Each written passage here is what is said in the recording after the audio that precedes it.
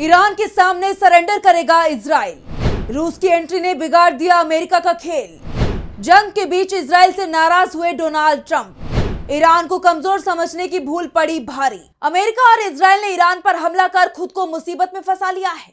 Donald Trump जो दावा कर रहे थे कि ये जंग ज्यादा लंबी नहीं चलेगी, अमेरिकी सेना की हर चेतावनी को वो नजरअंदाज कर रहे थे। ईरान की ताकत को कमजोर आंक रहे थे। लेकिन जंग में जब अमेरिका बुरी तरह से फंस गया है तो ट्रंप अब इससे निकलने के रास्ते तलाश रहे हैं। लेकिन कोई ऐसा रास्ता नहीं दिखाई दे रहा है जिससे अमेरिका की इज्जत भी बच जाए और जंग भी रुक जाए। खबरें तो यहां तक आ रही हैं कि अब ट्रंप ने रूसी राष्ट्रपति व्लादिमीर पुतिन से मदद मांगी। उनके पास मैसेज पहुंचाया है। ट्रंप अब सीजफायर की बात करने लगे हैं। दावे तो यहां तक किए जा रहे हैं कि सीजफायर के लिए ट्रंप अब नेतन्याहू पर दबाव डाल रहे हैं, धमका रहे हैं कि अगर जंग नहीं रोकी तो अमेरिका इस जंग से बाहर निकल जाएगा। और आज हम अपनी स्पेशल रिपोर्ट में इसी पर करेंगे बात। नमस्कार, मैं आंचल।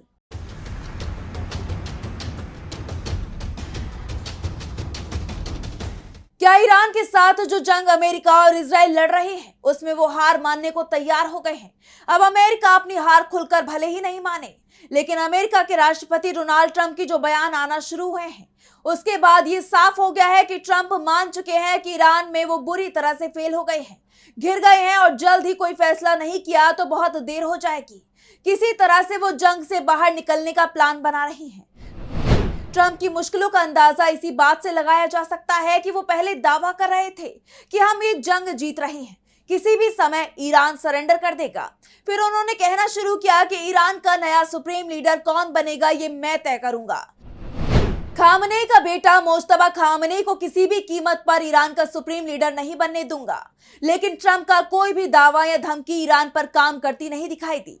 ईरान ने मोज्तबा खामनेई को ही अपना नया सुप्रीम लीडर बनाया है और मोज्तबा ने संकेत दे दिया है कि जंग जारी रहेगी और ये जंग तब तक जारी रहेगी जब तक इजराइल सरेंडर नहीं कर देता।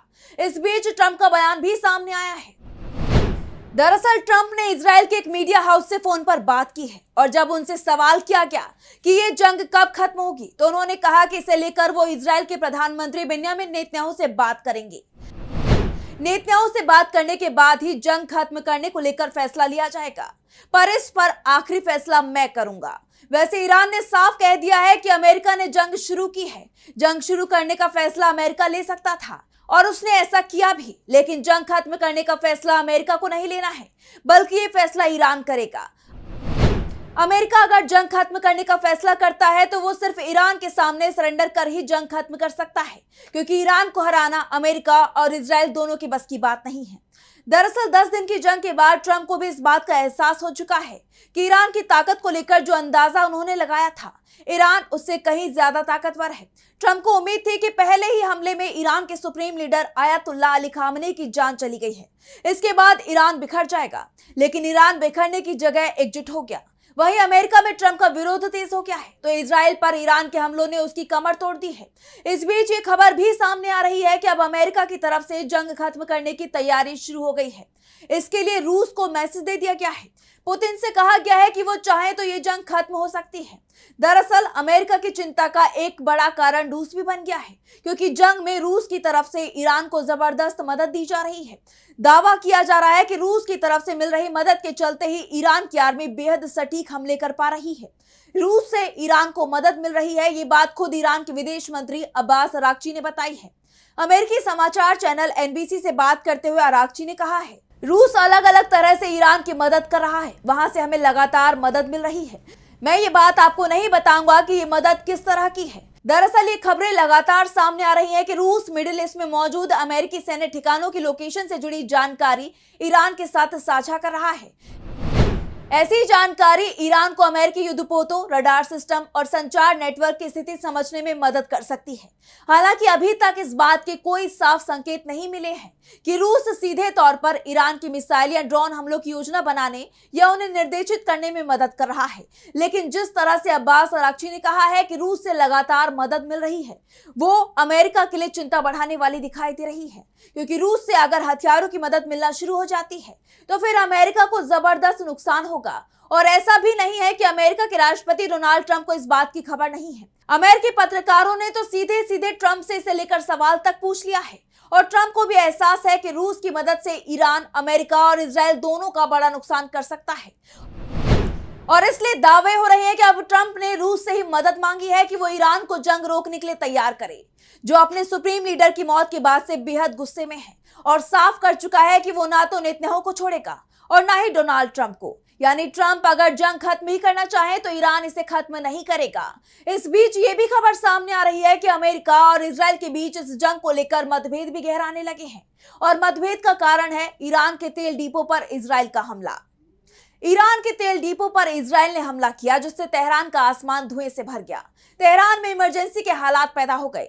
दरअसल इजराइल ने एक साथ ईरान के करीब 30 फ्यूल डिपो पर हमला कर दिया। यह हमला इतना बड़ा था कि तेहरान के कई इलाकों में आग की लपटें कई किलोमीटर दूर से दिखाई दी और पूरे शहर में काला धुआं फैल गया। अब डोनाल्ड ट्रंप का कहना है कि इजराइल ने इस हमले को लेकर अमेरिका को कोई खबर नहीं दी थी। ट्रंप का यह बयान तब सामने आया जब ईरान ने पलटवार करते हुए बहरीन के ऑयल डिपो को निशाना बनाना शुरू कर दिया। इसके बाद ट्रंप का कहना है कि ऑयल डिपो पर हमला अच्छा विचार नहीं है, इससे तो तबाही मच जाएगी और अमेरिका को ये डर लग रहा है कि अगर ईरान के ऊर्जा ढांचे पर ऐसे हमले जारी रहे तो ईरान भी जवाब देगा।